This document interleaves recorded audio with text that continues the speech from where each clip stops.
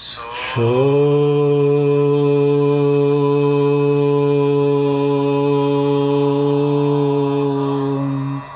हम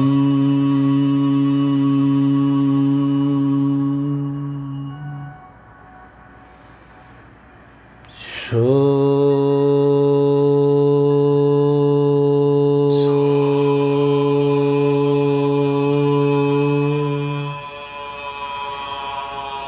हम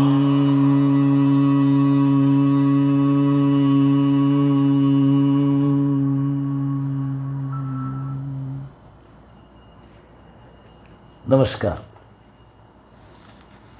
सोहम जाप बहुत ही महत्वपूर्ण और बहुत ही आसान है ना।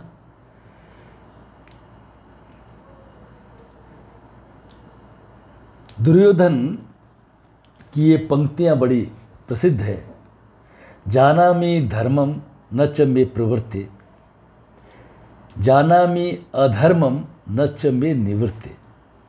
I know what is virtue, मैं जानता हूँ धर्म क्या है, but I can not follow. न च मे प्रवृत्ति, मैं उस पर नहीं चल सकता। और मैं भी जानता हूँ कि ये क्या रॉन्ग है, व्हाट इज़ रॉन्ग, अधर्म क्या है ना, लेकिन मैं उससे निवृत्त नहीं हो सकता। I can not get rid of it, मैं उससे छुटकारा नहीं पा सकता। तो दुर्योधन कौन है? ये किसके मन की स्थिति है? ये मेरे मन की स्थिति है, ये हम सब के मन की स्थिति है। भगवान ने बड़ी कृपा करके अर्जुन के माध्यम से, दुर्योधन के माध्यम से, माँ पार्वती के माध्यम से ये ज्ञान हमें दिया, ठीक है ना। तो यही समस्या अर्जुन बताता है 3 अध्याय के 36वें श्लोक में, ठीक है। अथ केन प्रयुक्तम पापम चरति पुरुष अनिच्छिन्नपि वार्ष्णेय बलातीव नियोजित। अनिच्छिन्नपि, मनुष्य की इच्छा नहीं होते हुए भी बलपूर्वक वो कैसे पाप कर्म में नियोजित हो जाता है। अथ केन प्रयुक्तम, हे कृष्ण, हे वार्ष्णेय, बताइए अथ केन प्रयुक्तम, ये मनुष्य पाप आचरण में कैसे चला जाता है। पापम चरति पुरुष अनिच्छिन्नपि वार्ष्णेय बलातीव नियोजित, यानी कैसे जबरदस्ती चला जाता है। तो उसका कारण क्या है?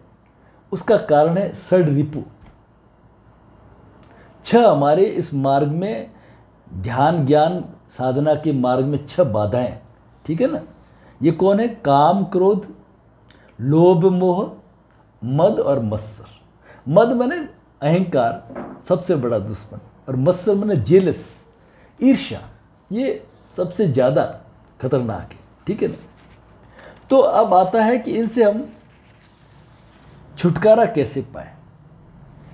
इस जो पैराडॉक्स है ना, इस पैराडॉक्स से हम बाहर कैसे निकलें, जो दुर्योधन का पैराडॉक्स है। जानामि धर्मम न च मे प्रवृत्ति, ठीक है ना। तो इस विसंगति से हम बाहर कैसे निकले, तो उसका तो ध्यान है मार्ग, इसका मार्ग है ध्यान, ठीक है ना। लेकिन उसमें बाधाएं क्या है? ये षड रिपु है, ये 6 जो है ना, ये हमारे दुश्मन हैं, हमारे क्या, सभी के। भगवान राम जी को आप देखिए, भगवान राम जी झूठी माया क्या, सोने के हिरण के पीछे दौड़े, झूठी माया के पीछे दौड़े ना, तो क्या हुआ? भक्ति चली गई, भक्ति खो गई। भक्ति कौन है? सीता माता, उसे खोना पड़ा।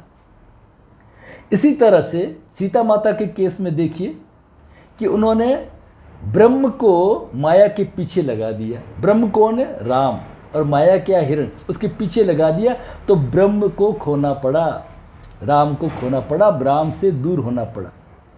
इसलिए सावधान होना बहुत ज़रूरी है कि हम किस चीज़ की कामना करें और किस चीज़ का त्याग करें।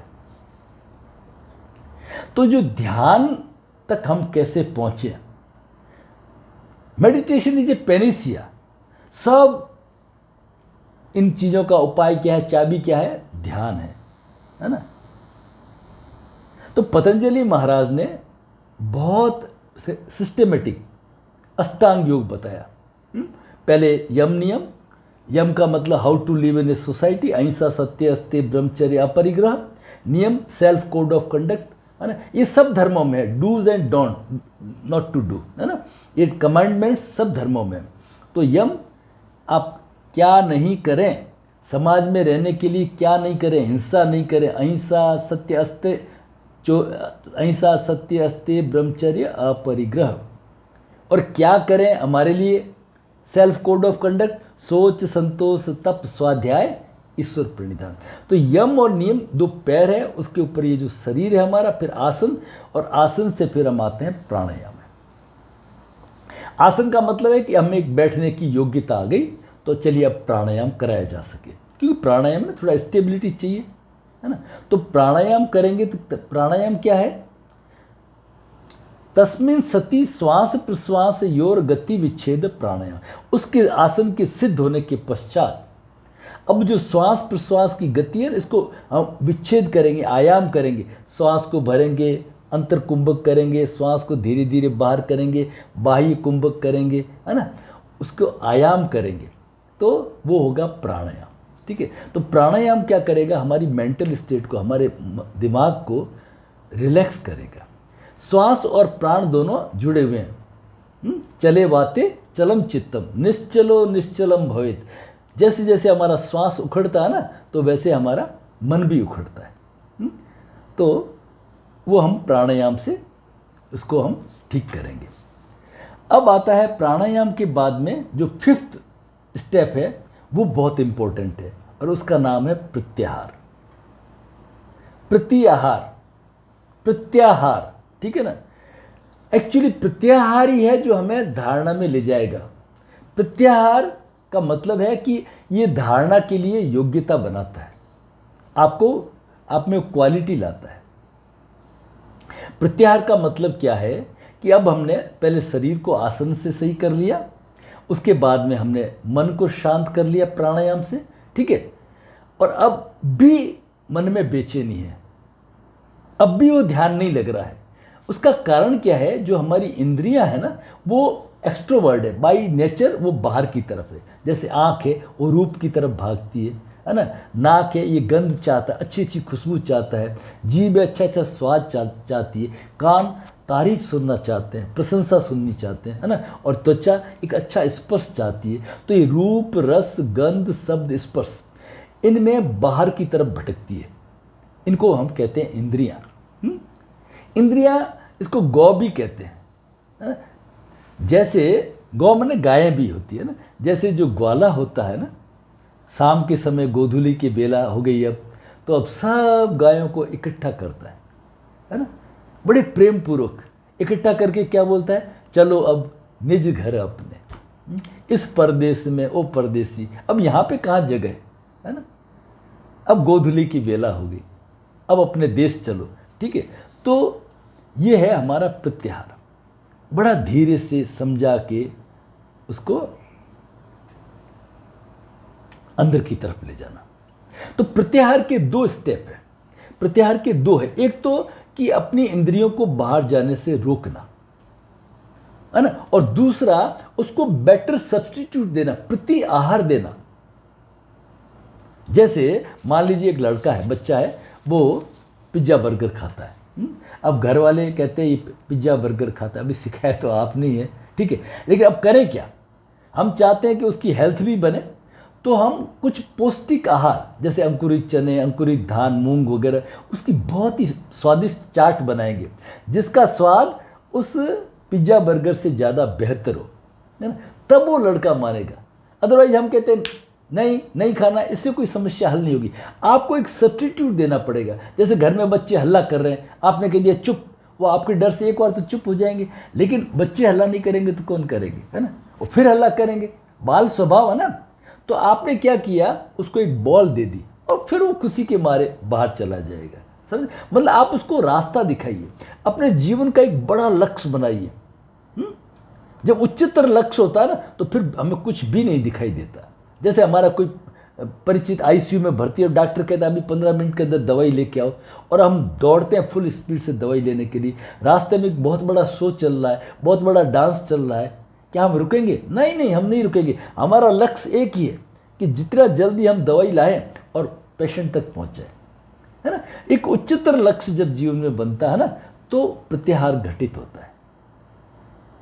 इसको बहुत सारे एग्जाम्पल से समझाया जा सकता है कि एक बार मैं अपने जब घर पे आया तो मेरी जो 4 साल की नाती है उसके हाथ में चाकू था, और मैंने कहा गुड़िया चाकू, तो गुड़िया ऐसे कर रही, ऐसे, तो मैंने कहा तो आँख में लगाएगी।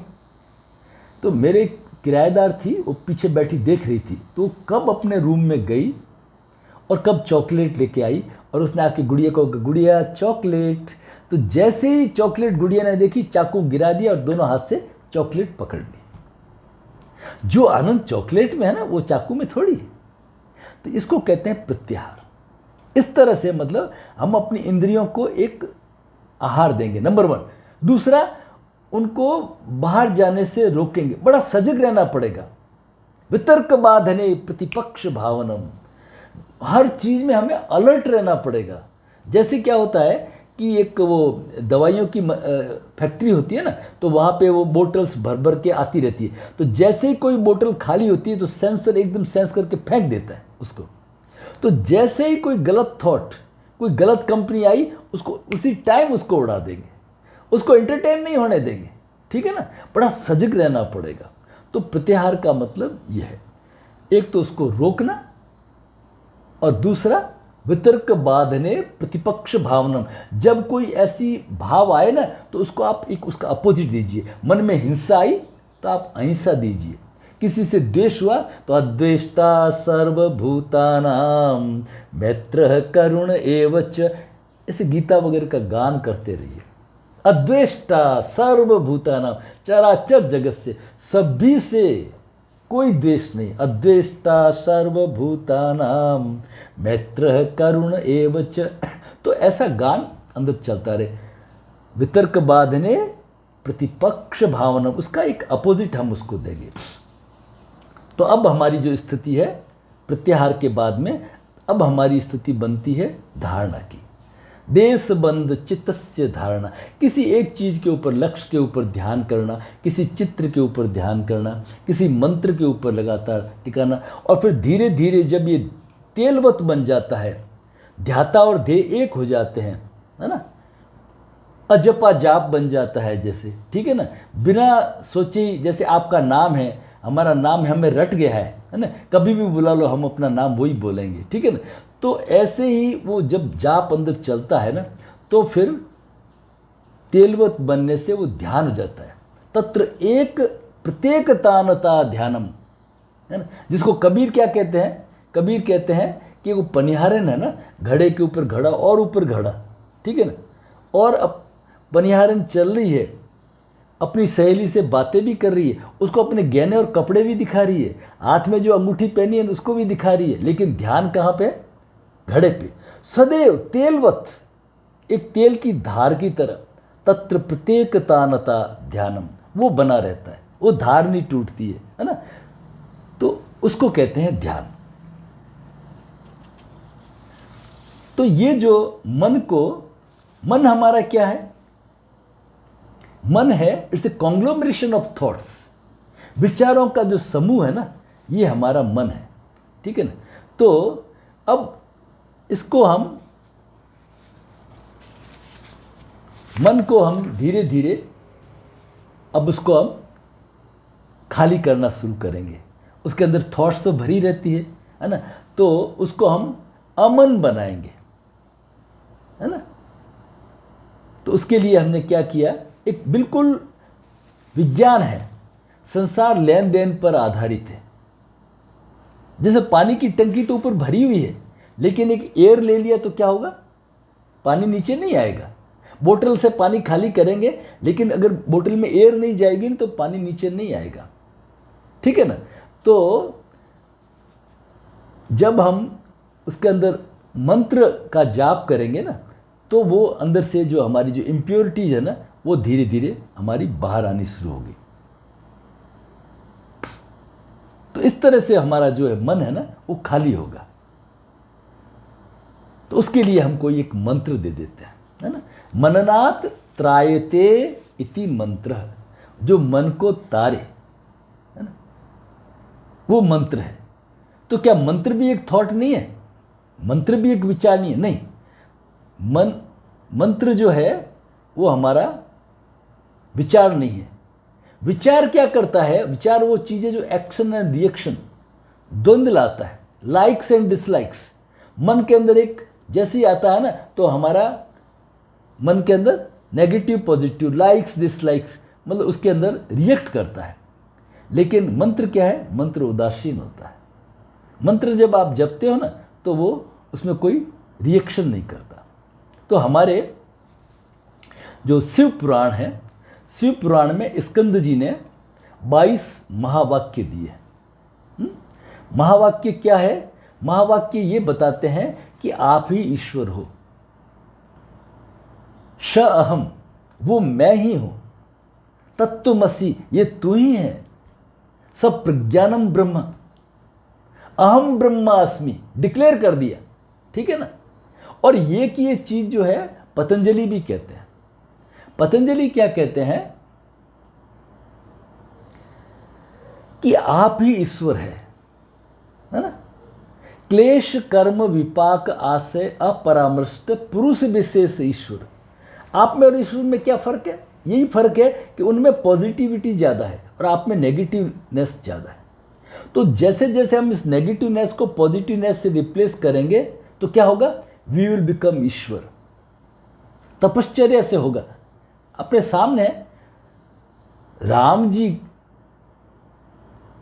जिन्होंने योग वशिष्ठ पढ़ा, उच्चतर ज्ञान लिया हुआ था, तो जिस समय राज सिंहासन हो रहा है उसी समय वनवास हो रहा है, लेकिन राम जी सम है, दोनों में समान है और सहर्ष जा रहे हैं वनवास के लिए, ठीक है ना। अगर वो 14 साल की तपश्चर्या नहीं करते वनवास की, तो इससे पहले कई राम हुए।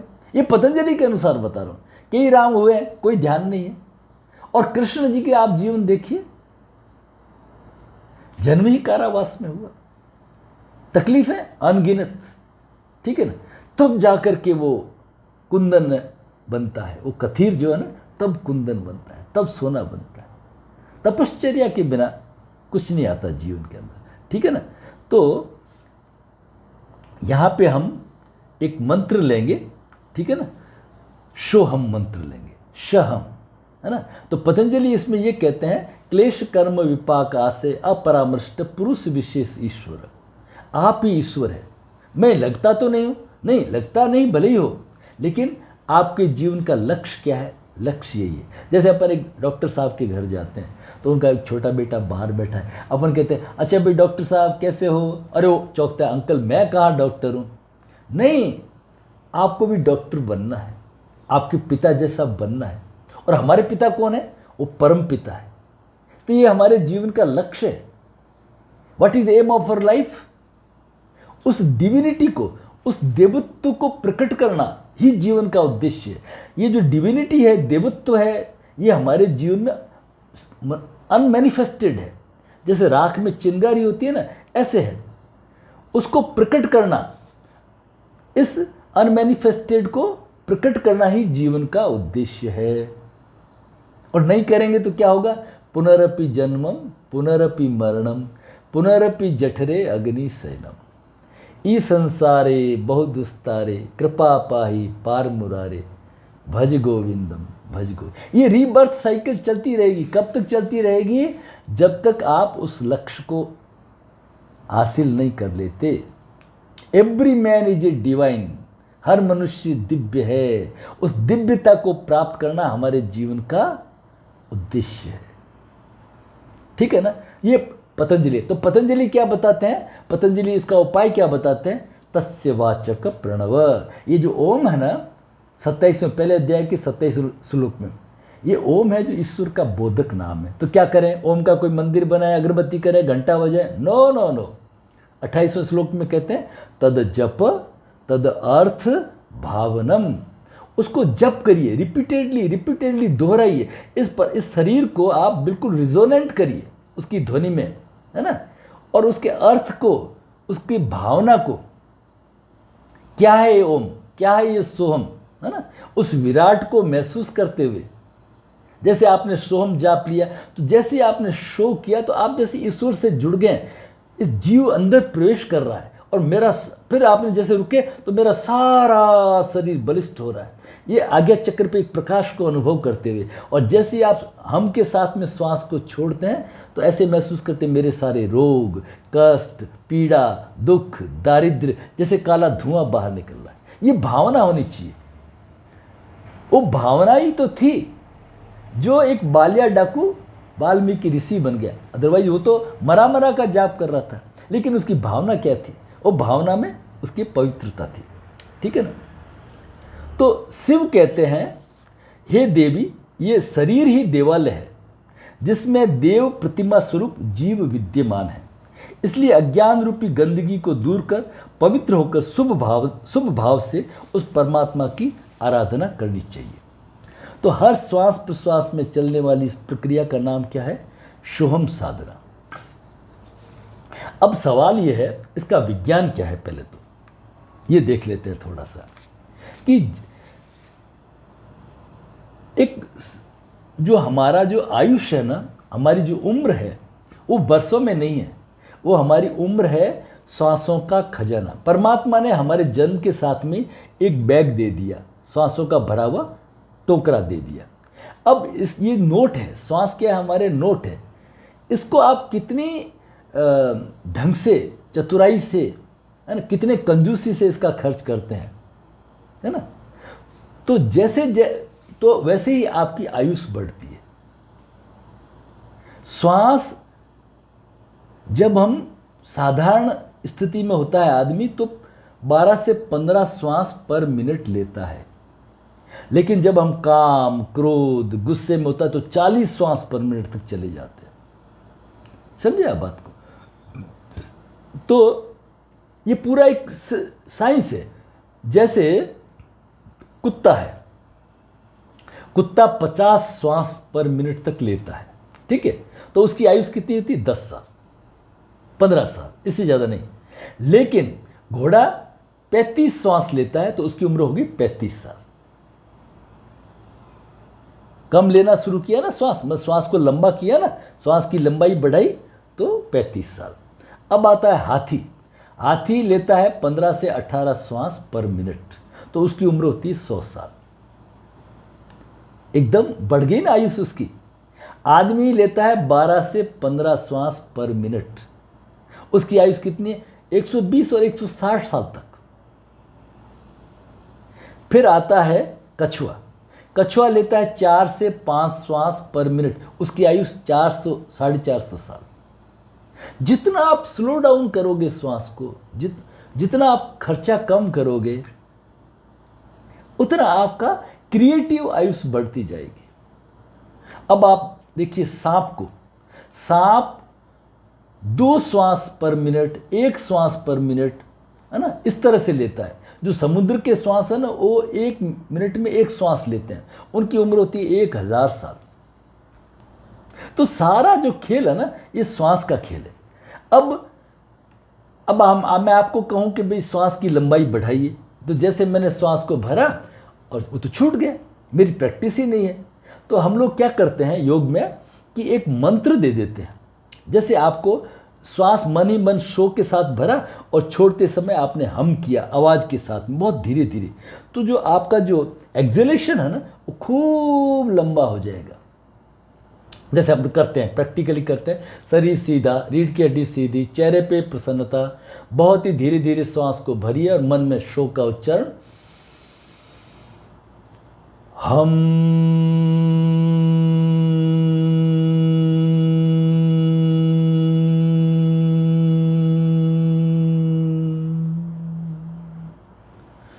शो,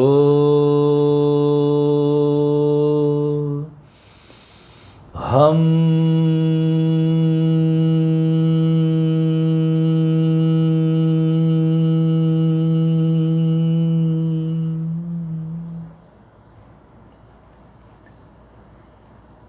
हम करते हुए जब आप इस तरह से श्वास छोड़ते हैं, आप देखेंगे 12 मिनट 12 श्वास पर मिनट था, श्वास प्रश्वास, एक श्वास हुआ ना, श्वास लेना और छोड़ना, वो 3 श्वास पर मिनट तक आ जाएगा, 4 श्वास पर मिनट तक, धीरे धीरे 2 श्वास पर मिनट, 1 श्वास पर मिनट, 2 मिनट में 1 श्वास।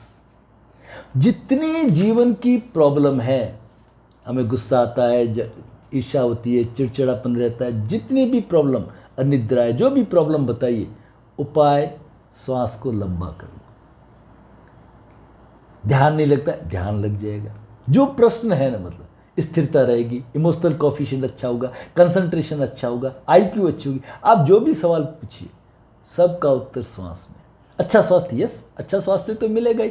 जैसे आपने गहरा श्वास भरा, ऑक्सीजन का इनपुट बढ़ जाएगा, और जितना आदमी का एक्जेलेशन ज़्यादा होता है ना, उतना आदमी ट्रैंक्वाइल होता है, रिलैक्स होता है, कोई रिएक्शन नहीं होता उसके जीवन के अंदर, ठीक है ना। तो हम लोग क्या करेंगे, बड़े भाव के साथ में श्वास को अंदर भीतर प्रवेश करेंगे।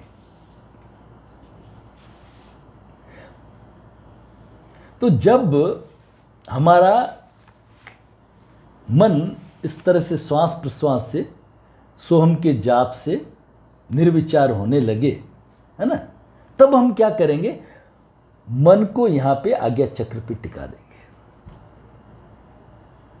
बस अब हमारे ध्यान की स्थिति फिर बनने लग जाएगी। मांडुक्य उपनिषद में एक कथा आती है कि एक पेड़ के ऊपर की डाली पे एक पक्षी बैठा हुआ है, वो देखता है, कोई एक्शन रिएक्शन नहीं, न खाता है न पीता है, सिर्फ साक्षी है, देखता रहता है, न खुश है न दुखी है, ठीक है ना। और नीचे वाली डाल पे एक पक्षी बैठा हुआ है, वो कभी उड़ता है, इस डाली पे जाता है, कभी इस डाली पे जाता है, कहीं इधर जाता है, कहीं ऊपर जाता है ना। मीठे मीठे फल खा करके खुश होता है, खट्टे खारे फल खा करके दुखी होता है, ठीक है ना। तो ऋषि कहता है, ये जो पेड़ है ना, ये हमारा शरीर है। इस शरीर रूपी पेड़ के ऊपर 2 पक्षी है, जो ऊपर की डाल पे शांत भाव से बैठा है ना, वो आपकी आत्मा है, और जो नीचे की डाल पे जो फुदुक फुदुक रहा है, खट्टे मीठे फल खा रहा है, एक्शन रिएक्शन कर रहा है, वो आपका मन है। जब इस मन को आप यहां पे आत्मा पे टिका देते हैं, तब ध्यान घटित हो जाता है, ठीक है ना। तो हम क्या करेंगे, प्रैक्टिकल करेंगे इसका, 3 सोहम के जाप करेंगे।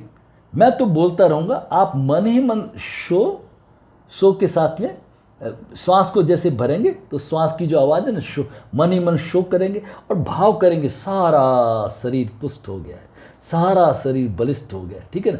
और हम के साथ में धीरे धीरे श्वास को छोड़ेंगे, धीरे धीरे छोड़ते रहेंगे और रुक जाएंगे, कोई जल्दबाजी नहीं करेंगे। उसके जो अनाहत नाद है ना, उसको पकड़ते रहेंगे, फिर वो अनाहत नाद चली जाए, फिर वापस सो करेंगे, ठीक है ना। तो आप देखेंगे कितनी तो श्वास की लंबाई बढ़ जाती है, कितनी ट्रैंक्विलिटी बढ़ जाती है, और फिर क्या होगा, दिन भर वो जाप चलता रहेगा। और रात्रि में जब हम सोएंगे ना, तो कोई दूसरा सुना रहा है और हम सुन रहे हैं, वो अजपा जाप चलता रहेगा, ठीक है ना। तो हम आज अभी थोड़ा सा प्रैक्टिकल करेंगे, सिर्फ 3 उच्चारण करेंगे। रीढ़ की हड्डी को सीधा कर दीजिए, चेहरे पे प्रसन्नता ले आइए, चिन्ह मुद्रा, ज्ञान मुद्रा धारण कर लीजिए, अंगूठा अंगुली हल्के से स्पर्श, और बाकी अंगुलियां ऐसी खींची हुई सीधी, और हाथों को सीधा घुटनों के ऊपर रख दीजिए, कमर गर्दन सीधे, शरीर ढीला, चेहरे पे गहरी प्रसन्नता, चेहरे की मांसपेशियां रिलैक्स कर दीजिए, आंखें बंद, पलकों के भार को महसूस कीजिए, अपनी आंखों को स्थिर करिए, सारे शरीर को रिलैक्स करिए, सारा शरीर रिलैक्स, सारा ध्यान श्वास प्रश्वास पर, चेहरे पे प्रसन्नता। मैं बोलता रहूँगा, आप मन ही मन शो हम का जाप करते रहेंगे। धीरे धीरे श्वास को भरिए, शो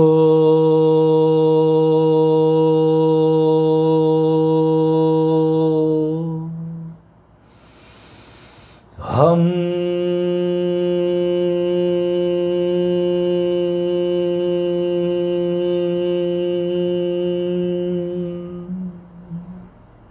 अनाहत में मकार की कंपनों को महसूस करते रहिए। जैसी वो ध्वनि रुक जाए वापस सोहम का जाप करेंगे। शो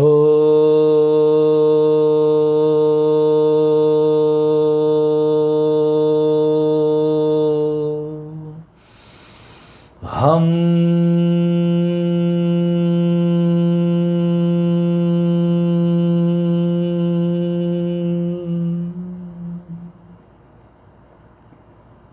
धीरे धीरे श्वास को भरते हुए मन ही मन शो शो, और मन में भाव करिए सारा शरीर पुष्ट हो रहा है, सारा शरीर बलिष्ठ हो रहा है, और हम की ध्वनि के साथ में मेरे सारे कलमश बाहर आ रहे हैं। हम, मेरे सारे रोग, कलमश, कष्ट, दुष्ट, पीड़ा सब बाहर, जैसे काला धुआं बाहर निकल रहा है। मेरा रोम रोम स्वस्थ हो रहा है। और फिर सो हम की अनाहत ध्वनि के अंदर अनंत में फैलते हुए इस कंपनों को देखते रहिए, देखते रहिए। ओम शांति। फिर दोनों हथेलियों को आपस में रगड़ के चेहरे पे, आंखों पे, गर्दन पे। तो इस तरह का एक अभ्यास चलता रहेगा। शुरू में दिन में 2-3 बार 5-5 मिनट, 10-10 मिनट की प्रैक्टिस करेंगे। शोहम शोहम शोहम, फिर अपने आप होता रहेगा, स्वतः होता रहेगा। जैसे ही आप बैठेंगे अपने आप निकलने लग जाएगा शोहम। सवेरे आप उठेंगे ना, उठते डीप स्लीप बढ़ जाएगी।